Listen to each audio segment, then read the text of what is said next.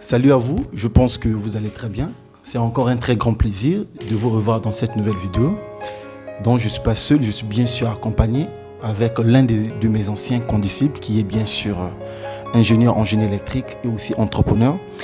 Alors dans cette vidéo, notre thématique principale, ça va se baser sur l'avenir de l'entrepreneuriat en Afrique. Donc, dont on va beaucoup plus aborder concernant l'entrepreneuriat, quel est l'avenir de l'entrepreneuriat, puisque nous avons bien sûr en face de nous un jeune entrepreneur, ingénieur, qui va nous partager d'abord, pour un premier temps, son expérience. Alors, je tiens à vous préciser que ça sera bien sûr tout un épisode pour éviter que la vidéo soit trop longue. Donc, on fera 100 sortes d'épisodes. Donc, n'hésitez pas à suivre jusqu'à la fin de la vidéo et aussi d'essayer de voir d'autres épisodes parce que vous allez apprendre de nouvelles choses. Voilà, sans plus monopoliser la parole, je salue déjà mon invité. Bonjour mon désir. Bonjour Jean. Comment vas-tu? Comment la santé? Ça va super, ça va, on se plaint pas. Ouais. Ça va en tout cas. Déjà, je tiens à te remercier pour ton temps agréable accordé. Je t'en prie en tout cas et tout le plaisir est pour moi de m'accorder en tout cas cette interview-là. Et merci vraiment. Voilà, mon désir, tu vas déjà te présenter pour les personnes qui ne te connaissent pas de partout, qui tu es, que fais-tu exactement, voilà.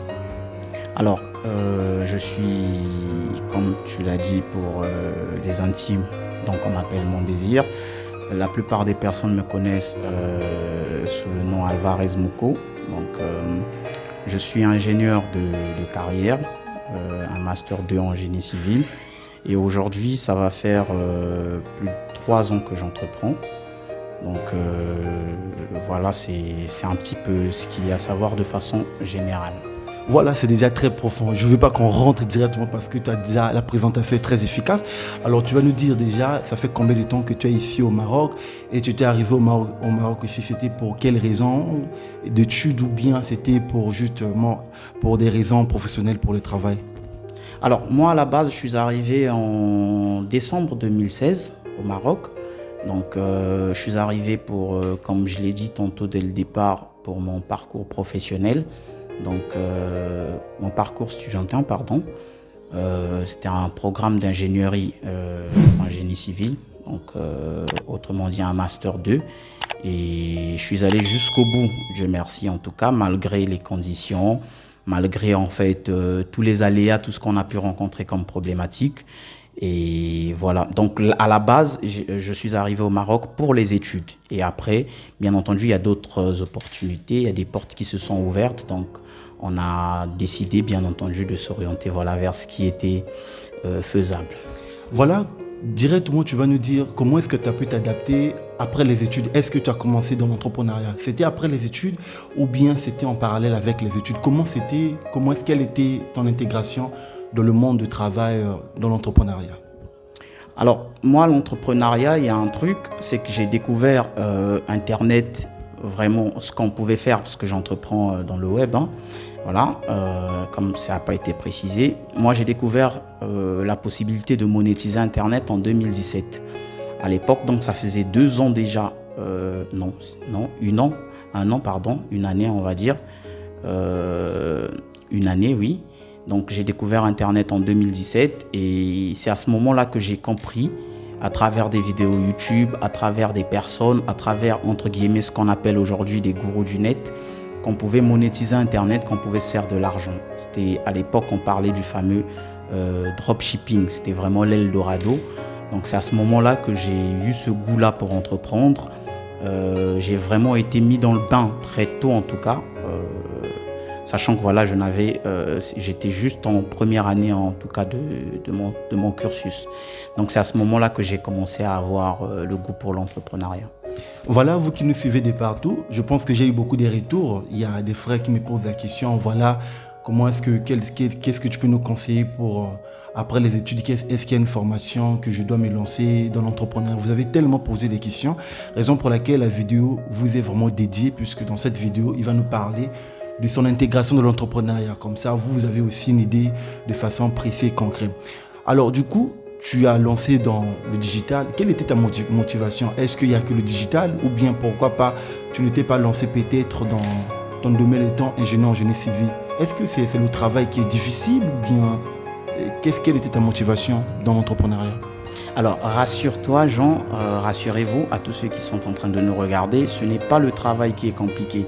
Contrairement à tous les a priori qu'on peut avoir sur le Maroc, ce n'est pas le travail qui est compliqué parce que tu connais des collègues qui ont travaillé en fait en fonction de ce qu'ils ont fait à l'école.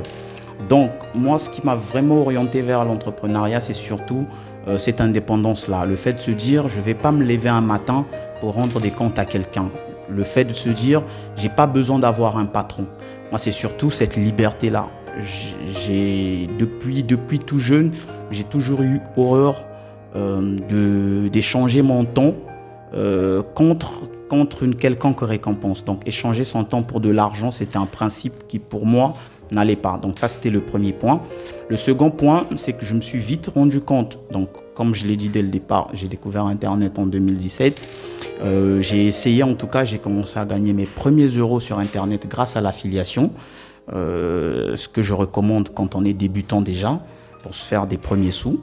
Donc, quand j'ai compris que je pouvais gagner de l'argent grâce à Internet, sans compétences techniques forcément, sans grosse connaissance vraiment dans le digital, sans connaissance dans le marketing, et tous ces motifs-là m'ont orienté vers l'entrepreneuriat. Donc, ça fait partie, si tu veux, aujourd'hui, des motifs qui ont fait que je ne me suis pas orienté vers ce que j'ai fait à l'école. Après, il y a aussi l'aspect où, voilà, entre guillemets, vous passez 5 ans d'études. Vous avez fini votre parcours professionnel. Vous arrivez quelque part, quand vous déposez votre CV, soit vous êtes trop qualifié. Donc, l'employeur se dit, voilà, il est effrayé de pouvoir vous prendre parce que vous êtes trop qualifié et qu'il pense ne pas avoir les moyens pour vous payer. Soit vous êtes sous-estimé parce que vous n'avez pas encore beaucoup d'expérience, on va dire professionnelle. Vous sortez tout de suite de votre université, donc on vous propose quelque chose de beaucoup plus inférieur, sachant que voilà, quand vous avez essayé de gagner de l'argent, des petits jobs d'étudiant, moi en l'occurrence, je gagnais mieux que ce qu'on m'a proposé en tant qu'ingénieur débutant. Donc ça déjà, il y avait un hic. Du coup, je me suis dit, pourquoi ne pas, et comme j'avais ce goût-là pour l'entrepreneuriat, donc pourquoi ne pas m'y mettre de façon définitive dans le truc. Voilà, donc ça déjà c'est un point important. Mais tu vas nous dire un peu, pour les personnes qui nous suivent de partout, est-ce que d'après ton expérience, parce que quand on parle de l'entrepreneuriat, de le digital, de le numérique, c'est un peu vaste en fait. Alors déjà, toi tu te bases réellement sur quoi? Et est-ce que tu penses que dans le digital, il y a certaines activités qui fonctionnent mieux que d'autres? Ou bien quelle est ta vision par rapport à ça de l'entrepreneuriat sur le net exactement? Alors, pour répondre à la première question, moi, mon secteur d'activité aujourd'hui, en ce qui concerne le business en ligne, je me positionne en tant qu'accélérateur de croissance pour des entreprises qui souhaitent vendre. Donc, on va dire, la plupart des entreprises vendent. Seulement, l'accélérateur de croissance fonctionne dans la mesure où une entreprise a atteint un certain pic et qu'elle a du mal à se surpasser, elle n'arrive plus à avoir de nouveaux clients, elle a du mal à pouvoir vendre. Donc, moi, dans mon domaine de prédilection, on met en place des stratégies marketing pour faire en sorte que ces entreprises-là puissent accélérer leur croissance en apportant beaucoup plus de ventes. Ce qui veut dire que voilà, on a plus de prospects, plus de ventes et bien entendu plus de chiffre d'affaires. Donc, ça fait qu'on aide les entreprises à se positionner en tant que autorité ou en tant que référence sur leur marché. Donc ça, c'est vraiment pour répondre à mon secteur d'activité. Après, en ce qui concerne les problématiques aujourd'hui liées à l'entrepreneuriat, il y en a plusieurs. Il y en a plusieurs parce qu'aujourd'hui, tantôt comme je te disais avant l'interview, c'est que le problème que nous avons nous en Afrique, par exemple, je vais prendre un exemple banal. Il y a des personnes qui se sont lancées dans le dropshipping, qui ont entendu parler du dropshipping. Le dropshipping, c'est intéressant, c'est une opportunité. Mais il y en a beaucoup qui arrivent à un point où vous êtes confronté à des blocages. Par exemple, il y a des processeurs de paiement qui ne marchent pas en Afrique.